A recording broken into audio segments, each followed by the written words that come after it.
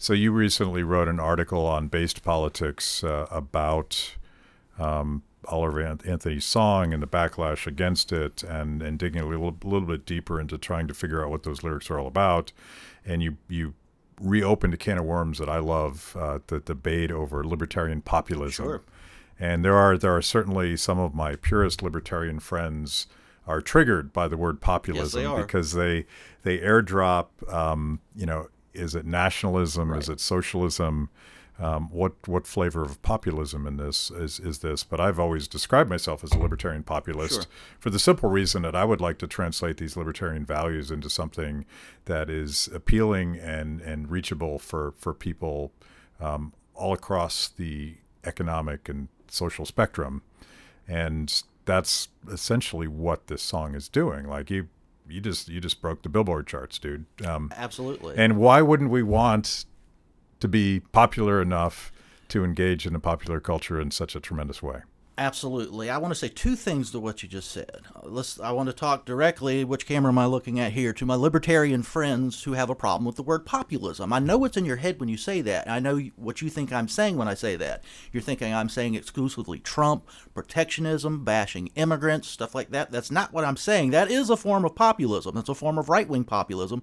It's not the only one, and it's not certainly the only form of populism broadly understood.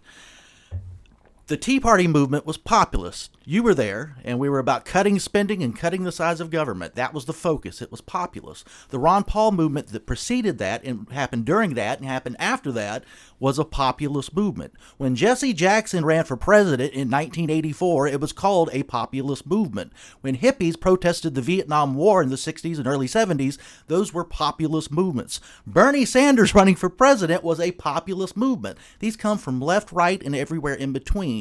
When the little guy challenges the big guy, when regular people challenge the elites, and the elites are like, you have to think this, you have to believe this, things are going to be this way because we're going to make them that way, and they're not because people rose up. That's populism. The Occupy Wall Street movement was a populist movement. Many of our friends say if Occupy and Tea Party could have got together, we could have done some more damage to elites. So that's my idea of populism. Libertarian populism in particular, I'm stealing the idea by permission from Timothy Carney of the Washington Examiner, who in 2015, when Mitt Romney was sort of seen as the figurehead of, the Republican Party, he'd lost and all this stuff, he's like, nah, we need to be against big business as much as we are big government. And he was sort of a symbol, obviously, of big business and big government. And Tim Carney was about, going after the XM Bank and things like that, talking about healthcare and how we could seriously reform it, and a number of things that were libertarian issues, certainly the Fed, things like that, but that regular people could recognize. Why is inflation happening? It's way worse now. This song is about libertarian issues.